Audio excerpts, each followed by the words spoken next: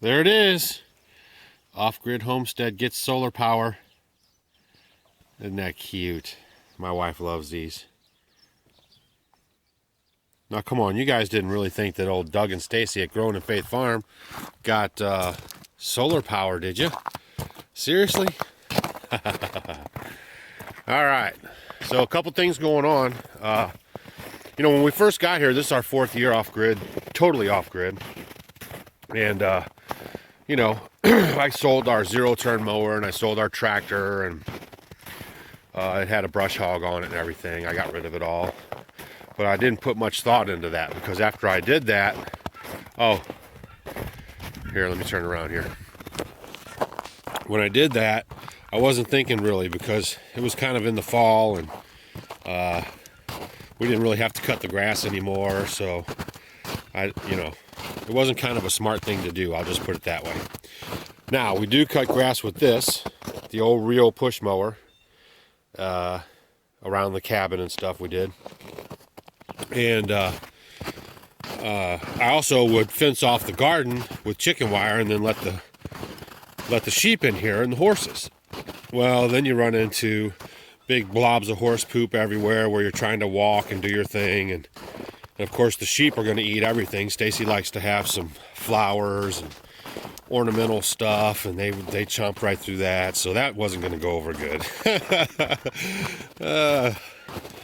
Well, one time while we were doing that, she had her friends coming up to visit, and so I actually took a weed whacker, and you can see here what a space it is from here all the way over to the cabin. And by the cabin, first I called my neighbor. We have a couple neighbors, and I asked the neighbor I didn't really know too well. I was just like, you know, hey dude, would you mind if I borrowed your lawnmower? And the one neighbor, he's an old guy, he's since passed away, but he's like, no, I don't let nobody use my stuff. And then the other neighbor, here, you can see way over there, there's a red barn. I don't know if you can see it. Let me try to zoom it. There's a red barn way over there. And I called him up and I asked him, I said, hey man, do you mind if I use your lawnmower? And he said, oh man, no man, I mean, what's mine is yours, you know, we're neighbors. And I thought, oh cool, so we do got a good neighbor, you know. Well, I went walking over there, and before I can even put my foot on his grass, his wife came running out of the house, and she's like, what are you doing? And I was like, well, I don't know, I'm just coming over to borrow your lawnmower, you know. The only reason why I really wanted to do it was because Stacy had friends coming up. I could care less. I could have just worked around it. Well, she has a meltdown over there. Oh, what are you doing? That lawnmower is all we got, and blah, blah, blah. And, you know, you ain't using it. So I was like, hey, you don't have to start yelling at me. You know, I called over. He said it was okay, but I'm cool. I don't have to use it. Thanks anyway. And then that's when I just I kept a weed whacker from the lawn care stuff. And I used a weed whacker and cut all that high grass, you know, with the weed whacker. And he comes over with his bicycle the next morning, because I was out there at about 6 o'clock in the morning starting up the weed whacker. And I'm whacking and whacking, and he comes over. He says, yeah, I was at my brother's house. I guess they live down around the way, but we said, man, I probably weed whacked the night before till like 10:30 at night with a headlamp on and all that stuff, and headlights on the truck, because my wife was having friends coming over. So it's just kind of a funny story I'm sharing with you. So he says, we heard that weed whacker going, and I thought, man. And so he comes over. He felt bad because I was up early in the next morning weed whacking away. And I was like, dude, don't worry about it. You know, I'm a big boy, and this is my situation. And, you know, so I got it done. Her friend showed up, and it's been all good. So then, was it last year? Year before last. So it was our second year. Our third year here in the spring, I bought a snapper mower.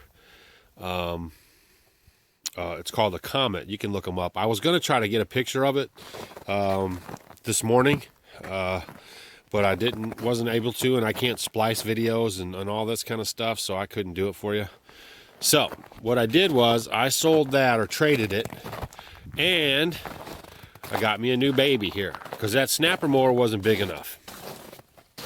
Okay, I'm kind of a big fella, and then we have some hill down there on the back side of the property, so it gets a little steep, and that mower just wasn't handling it. So I had a neighbor, a friend, who had this tractor for sale. Here, let me see if I can't get it back here.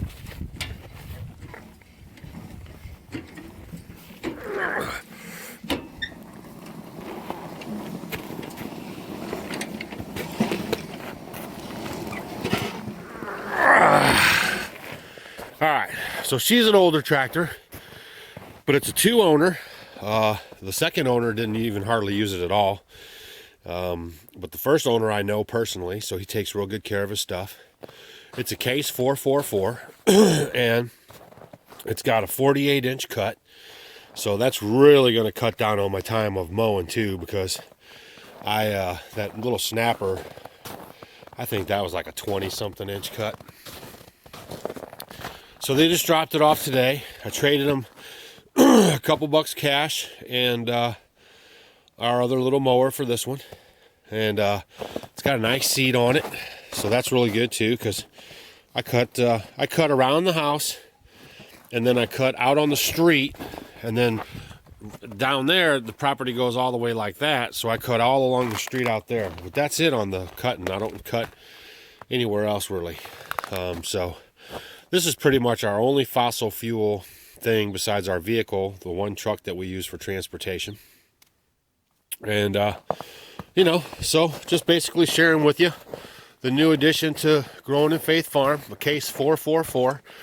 You can look them up. They got a lot of good reviews. They're built like a tank. It's a older model, but they built these for industrial use before they had zero turns and all that stuff. And like I said, it's basically a 1-owner, because the second guy bought it from the guy I know, and he used it just a little bit, not too much. And then he got it and did some work on it, got it painted and made it look all pretty. And that's it. And now spring is in the air. You can see the snow still on the ground. They say this is the last day of cold temperatures. I think we're in the 20s right now. Sun's shining bright. Tomorrow in the 40s. Every day from here on out, 50s and 60s. So we're going to see some action. You'll see the disking going on, the plowing going on, and all that stuff's going to be going on. So I'm really excited about that. We're going to start working on the cistern. We're going to fix some water gaps, and I'm going to take you guys along, hopefully teach you something, and share ideas with you if you're thinking about living off grid. But just wanted to drop off this quick video and share what's going on. So hope you enjoyed it, and leave a comment. Oh, one more thing too before we go. Excuse me. I got an email the other day from YouTube that said we had 100 likes. So on one of our videos, I think it's the one that has 7,000 views on it right now, 100 people liked us. Okay, well that's not very good statistics, I guess you'd say, if 7,000 people watched it and we got over 100 likes. I mean, come on, don't you like my videos? So I want to try to boost up my emails from YouTube. So, you know, if you like our videos, if you watch our videos, take an extra second, hit the like button, and subscribe if you haven't subscribed. Send it to a friend. Slap us on Facebook. We're working on, here's one thing I want to say, okay? We're working on a website right now, okay? Because, you know, we're pretty lame. We only work off the Androids, and I've never been a computer guy. I mean, I could jump on it and surf and everything, but, you know, the YouTube community is so cool. That and the relationships you developed, Josh over at, this is just a shout out, Josh over at Redneck Homestead, really, I mean, just volunteered up, saying that he'd be more than happy, because I guess that's the kind of stuff he does. He's a computer guy, more than happy to get our website going and help us out with, you know, the look of it and everything, and you know, wasn't selling me nothing, you know, nothing, just out of the goodness of his heart. So I told you guys to go check out his channel before. It's Redneck Homestead. And again, I'm just going to say it. Go check out his channel. He's just a, you know, really cool dude. You know what I mean? We've talked on the phone several times. We text back and forth.